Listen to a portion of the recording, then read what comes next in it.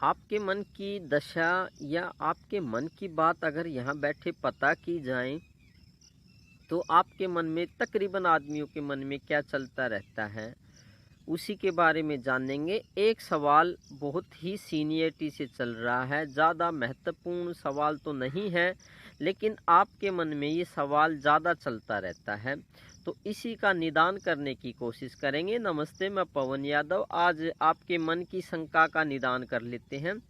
ज़्यादातर आपके मन में सिद्धियां चलती रहती हैं, कुछ शक्तियां चलती रहती हैं कि हमें कोई शक्तियां बताई जाएं, कोई रिद्धि सिद्धियों की जानकारी दी जाए जिससे कि भौतिक जगत में कुछ फ़ायदा हो सके, कुछ पैसे आ सकें और पैसे में बढ़ोतरी हो सके, या कोई बड़े लेवल की सिद्धि जिससे कि आप दुनिया को चमत्कृत कर सकें, चमत्कार कुछ दिखा सकें, ऐसा मन में चलता रहता है।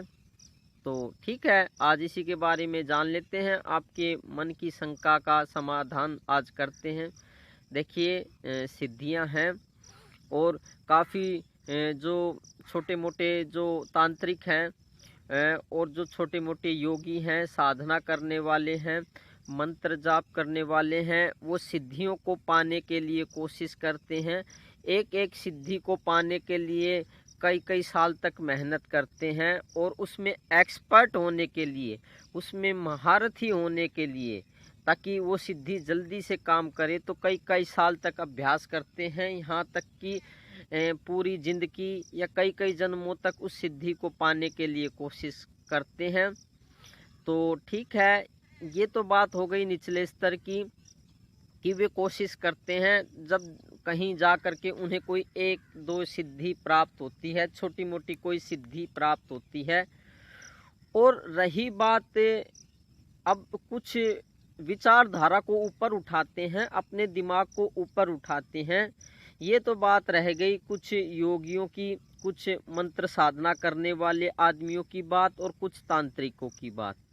आप थोड़ा सा समझें इस बात को कि यहाँ पे सिद्धियों का जिक्र हम बहुत कम करते हैं, क्योंकि इसका कारण ये होता है कि जो गुरु पद होता है, जो यहाँ तक की बात होती है, उस मालिक को प्राप्ति की बात होती है या ब्रह्म ज्ञान की बात होती है, उसमें गुरु अगर इस लेवल का है जो कि ब्रह्म पदवी को प्राप्त है, उस मालिक को प्राप्त है, और ऐसा गुरु जो कि अपने शिष्यों को मोक्ष देने के लिए या निर्वाण देने के लिए प्रकट हुआ है, तो ऐसे इतने ऊंचाई पे पहुँचे वाले जो गुरु होते हैं, उनके साथ अगर हम ज़्यादा रहते हैं तो ये रिद्धि सिद्धियाँ, ये छोटी मोटी शक्तियाँ या ये छोटे मोटे जो भी आपके दिमाग में सवाल चल रहे हैं, और बड़े लेवल की भी सिद्धियाँ, बड़े लेवल की भी शक्तियाँ स्वयंता ही प्रकट होने लगती है।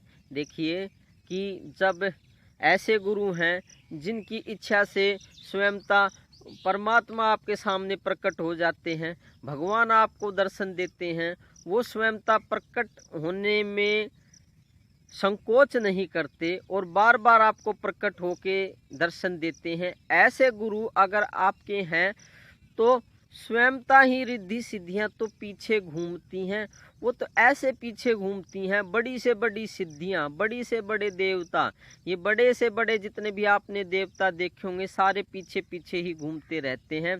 और आप रिद्धि सिद्धियों की बात कर रहे हैं, ये भी सारी पीछे ही पीछे घूमती रहती हैं।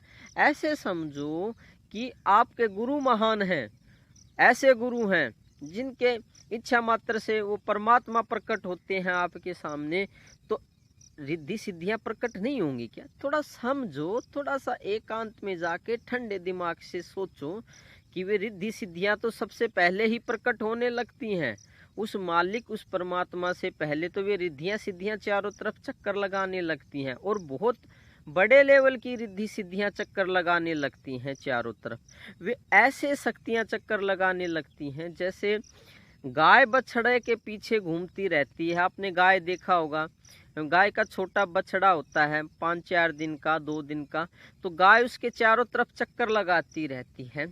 तो इसी तरीके से आपका गुरु महान है तो सिद्धियां तो आपके अंदर ऐसे प्रकट हो जाती हैं, ऐसे आपके पीछे लगी रहती हैं, ऐसे चारों तरफ आपके घूमती रहती हैं, जैसे गऊ बछड़े के पीछे चक्कर लगाती हैं। तो रिद्धि सिद्धियों के पीछे ना लगे, वे तो स्वयंता ही आप आगे पीछे ये माया चक्कर लगाएगी। ना आपको रिद्धि सिद्धियों पे ध्यान देना है। और वे सिद्धियां ये कौन कौन सी हो सकती हैं वो सुन लो। अब एक दो तो मैं ही बता देता हूँ। किसी भी शरीर में प्रकट होने की क्षमता, ये आप अपने जान पहचान के जितने आदमी देख रहे हैं, आपके सामने जितने भी जीव जंतु हैं, गाय भैंस हैं, पंछी हैं, कुत्ता बिल्ली हैं, कीड़े मकोड़े हैं, आपकी आंखों के सामने नेता हैं, बड़े बड़े नेता हैं, एमएलए हैं, एमपी हैं, मुख्यमंत्री हैं, प्रधानमंत्री हैं, और इसके अलावा आपके रिश्तेदार हैं, और भी बहुत से जीव जंतु हो सकते हैं। जीव बहुत से हो सकते हैं, भंवरे हो सकते हैं, ये पेड़ पौधे हो सकते हैं।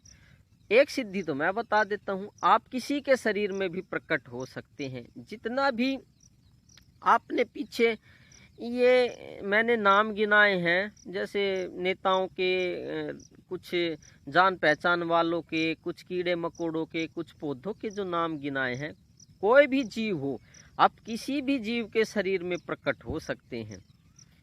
कोई भी देवता है, उसके शरीर में भी आप प्रकट हो सकते हैं। कहीं पे वो देवता है, आप उसके शरीर में प्रकट हो जाओगे और उनको पता भी नहीं लगेगा। हल्का सा एहसास तो उनको होगा कि हमारे शरीर में कोई आया था, लेकिन ज़्यादा पता नहीं लगेगा। तो एक सिद्धि मैंने बताई, दूसरों के शरीर में प्रकट होने की सिद्धि। तो सिद्धियां तो बहुत भी हैं, बहुत ऊंचे ऊंचे लेवल की सिद्धियां हैं।